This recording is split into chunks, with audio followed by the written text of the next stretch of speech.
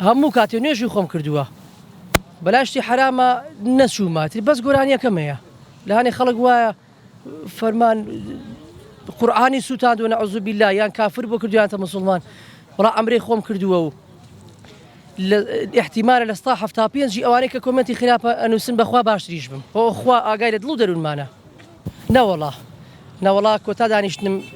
بڵێن دوو شەو پێش ڕەمەزان بوو ئیتر ئەتوانم جەژنەر دەست پێ بکەمەوە ئەلمیم ڕێزی و مانگە پیرۆزە بگرێم وەکو گۆرانی بێژە کۆمەڵێ گۆرانی بێژەیە لایڤ میوزیکەکەنە چن لە ئەخۆنەوە لەسەر سفرەی مەشروب گۆرانی ئەڵێن گاداکەن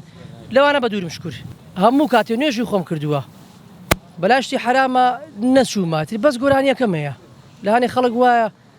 فەرمان قورئانی سووتاندووە نەعوذ بالله یان کافر بۆ کردویانتە موسڵمان